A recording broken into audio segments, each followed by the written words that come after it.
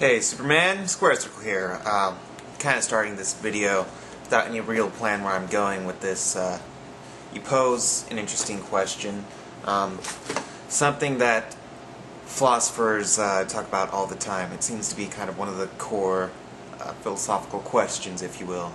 Although Camus would say that the first problem of philosophy is the question of suicide, but that's not important. Anyway, you asked, what do we really know? Socrates said that the only thing I know is that I don't know anything at all, or something to that effect.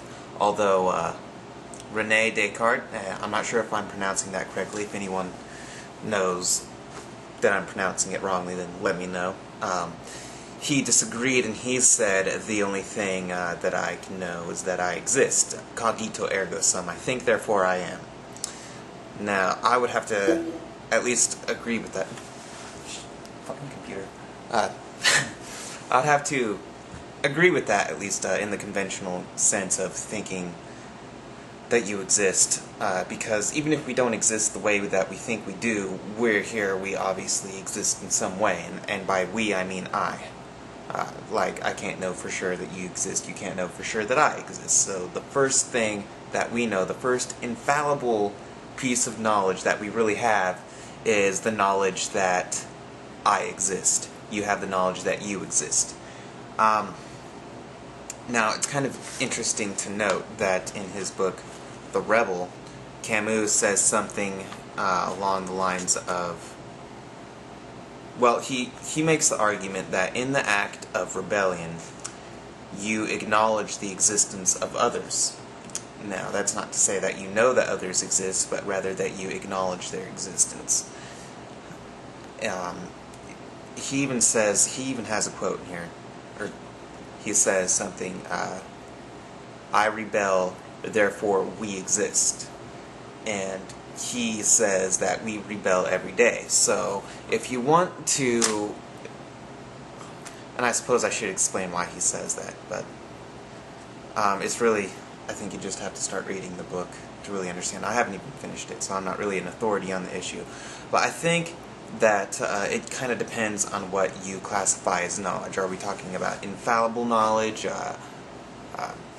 justifiable knowledge? What justifies the statement, I know, etc.?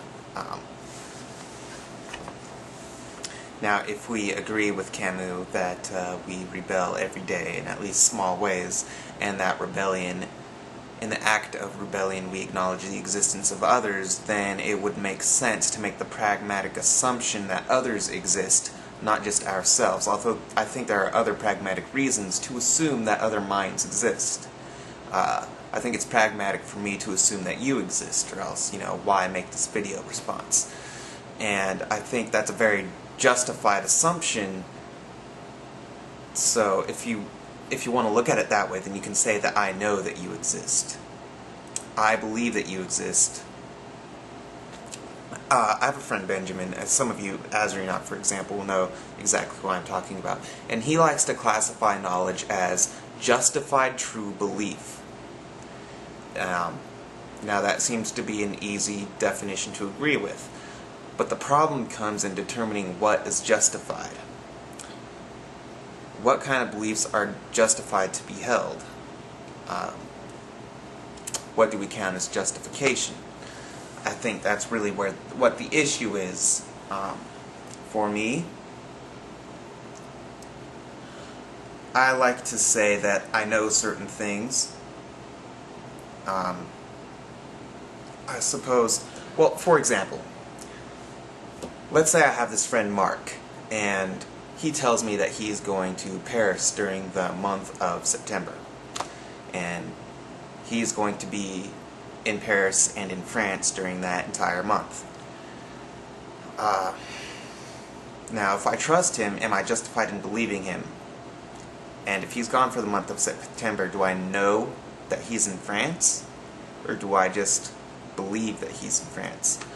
What if he shows me his itinerary, all his flight information, and I can see that he is actually, at least according to this information, he's flying to Paris And what if I drive him to the airport and I see him off, and I don't see him for the entire month of September, and I have no reason to believe that he's lying? Do I know that he's in France? Do I really know? Now, I would say that it would be justified to say, my friend Mark is in France during the month of September, when anyone asks me. And if I say that and I believe that and it happens to be true, then if you agree that I'm justified in saying that, then that's a justified true belief. That would be knowledge. But it just depends on whether or not you count that as being justified, because there are possibilities that he's not actually there, even though I saw him take off from the plane, even everything. I don't know. Just something to think about, something I thought I'd throw out there. Have a good day. Square Circle out.